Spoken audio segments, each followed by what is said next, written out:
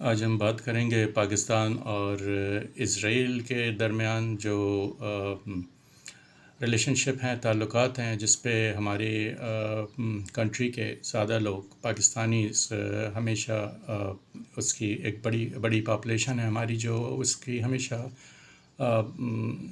Negativity ہے، وہ نہیں چاہتا اسرائیل کے ساتھ ایک ہمارے جو ڈپلومیٹک ریلیشنز ہیں اس کو نہیں ریسٹور اس کو نہیں چاہتے کہ قائم ہو۔ ابھی پاکستان میں اس وقت نون اور پبلکلی نون ایک ہی جو ایک ہی یہودی ہے جن کا نام فشل بن خالد ہے۔ فشل بن خالد نے اسرائیل پاکستانی پروڈکٹ بھیجی ہیں، اسپائسز اور کھانے پینے کی جو چیزیں ہیں وہ فشل نے وہاں بھیجی ہیں۔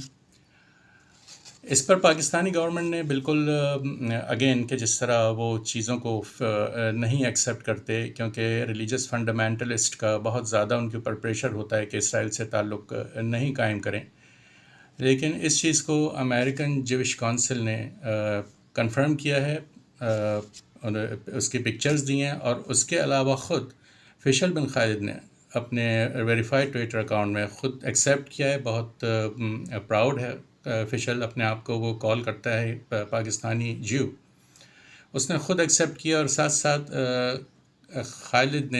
فشل نے یہ بھی کہا ہے کہ اس سے پہلے بھی وہ پاکستانی چیزیں جو ہے وہ اسرائیل ایکسپورٹ کرتا رہا ہے۔ اس وقت پاکستان کو بہت ضرورت ہے ایکسپورٹ منی کی، اور یہ پاکستان کی اکانومی کے لیے بہت اچھا ہے کہ جتنی بھی زیادہ ایکسپورٹ ہوگی۔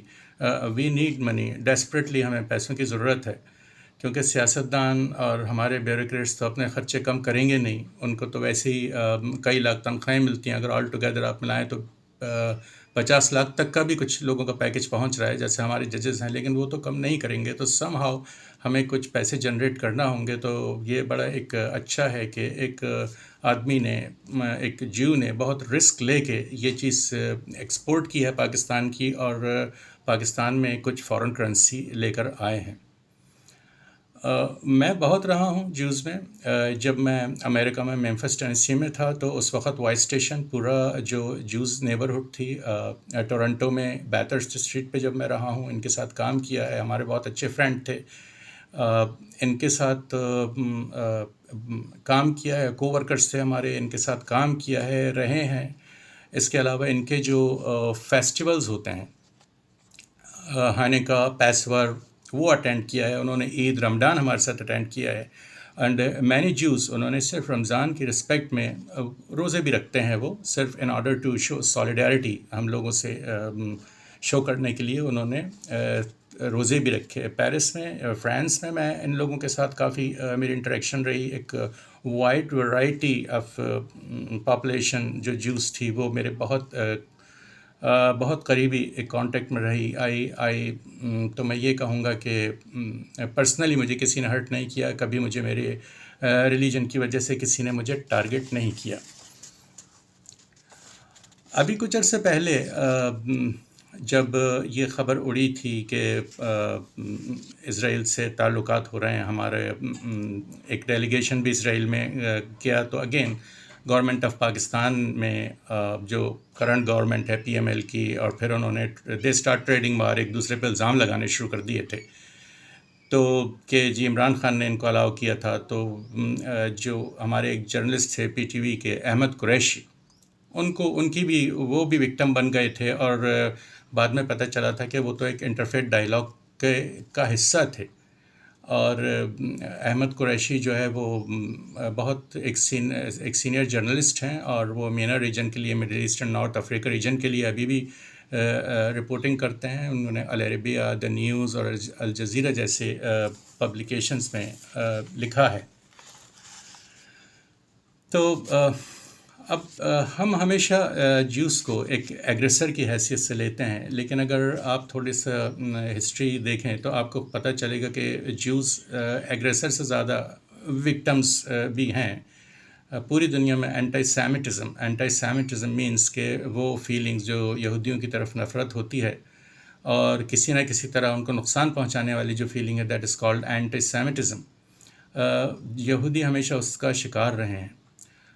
سیکنڈ ورلڈ وار میں 1941 سے 1945 تک وچ از کالڈ ہالوکاسٹ. تو ہالوکاسٹ میں جو ہے نازی ہٹلر میں اراؤنڈ 6 ملین یہودیوں کو کانسنٹریشن کیمپ میں بھیجا تھا.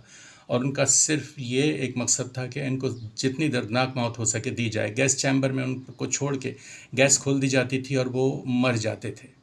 تو 6 ملین جیوز کو اس طرح مارا گیا جرمنی، نازی جرمنی میں. ان کے لیے کانسنٹریشن کیمپ ہر جگہ تھے. اور اب وہ جو ہے کانسنٹریشن کیمپ لگتا ہے کہ ایک گھوسٹڈ پلیس ہیں. میں نے 2005 میں جب میں جرمنی میں تھا کلون میں، تو میں نے کانسنٹریشن کیمپس وزٹ کیے تھے. وہاں کے لوگ ابھی بھی بہت شدید زیادہ خوف کا شکار ہیں اور بہت خوف میں ہے وہ، جو ان کے نسلیں، جو ان کے باپ دادا کو جس طرح مارا گیا تھا. اور اینٹی سیمیٹزم جو ہے دنیا میں 1.9 بلین لوگوں میں پایا جاتا ہے، جو ٹوٹل پاپولیشن کا اس دنیا کی 26% ہے. وہ کسی نہ کسی طرح اینٹی سیمیٹزم یعنی یہودیوں کے خلاف نفرت کا شکار ہیں. اور اس میں ایک اور بڑی انٹرسٹنگ بات ہے کہ جو اینٹی سیمیٹزم جن لوگوں میں سب سے زیادہ ہے تو وہ ہندو ریلیجن ہے. ہندو لوگوں میں جو ہے اینٹی سیمیٹزم وہ 28% ہے. ایتھیسٹ جو کسی کو نہیں مانتے ان میں 27%، کرسچنس میں 26%، جبکہ مسلمس میں صرف 18% اینٹی سیمیٹزم ہے. اب دیکھیں پاکستان اور اسرائیل دونوں میں ایک اور چیز کامن ہے کہ یہ دونوں مذہب کے نام پہ بنے تھے. پاکستان 1947 میں اور اسرائیل 1948 میں مذہب کے نام پہ بنائے. پاکستان کے جو سب سے پہلا سٹیزن تھا، پاکستان کا جو سب سے پہلا پاسپورٹ ایشو ہوا تھا، ہی واز اے جیو. وہ بھی ایک جیو تھا. He was a polish journalist وہ پاکستان پھر آیا اور پاکستان میں اس نے رہا. تو he has the record of holding the very first Pakistani passport, جس کا نام بعد میں اس نے جو کنورژن ہو گئی تھی اسلام میں، سو ہی بیکیم محمد اسد اس کا نام تھا.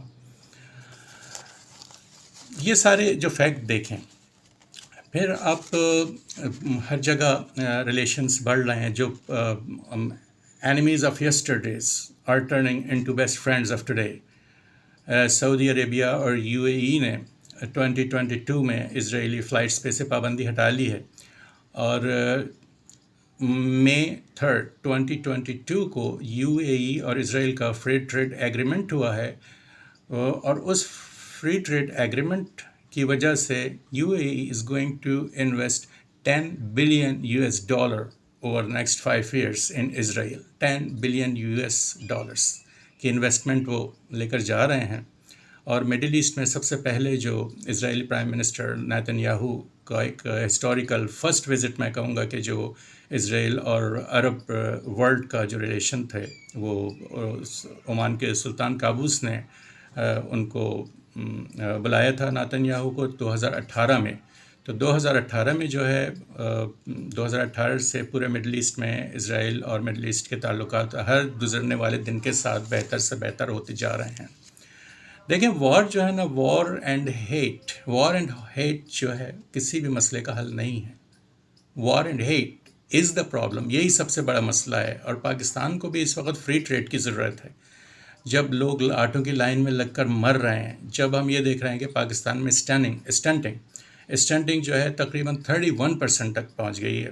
میں بعد میں آپ سے کبھی ڈسکس کروں گا واٹ از اسٹنٹنگ. بٹ اسٹنٹنگ بہت ایک ایسی چیز ہے کہ اٹ ہیمپرز دا گروتھ. وہ کسی کو بھی آگے نہیں بڑھنے دیتی. بس یہی آج کا میرا مقصد تھا، بتانا کچھ فیکٹس اینڈ فگرس کہ ہم کبھی ہوتا ہے کہ جس سے کبھی زندگی میں ملے نہیں ہوتے، دیکھا نہیں ہوتا ان کو، ان سے بھی نفرت کرتے ہیں.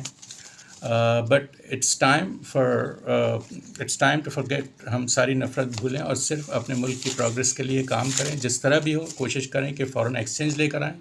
جس طرح آپ نے دیکھا کہ بن خالد جو ہے وہ رسک لے کے، کراچی بیسڈ ہے وہ، اسرائیل چیزیں بھیج رہا ہے. We are earning foreign currency, so think about it. اور بس آج یہی آپ سے بات کرنی تھی. Thank you very much. Thanks for watching.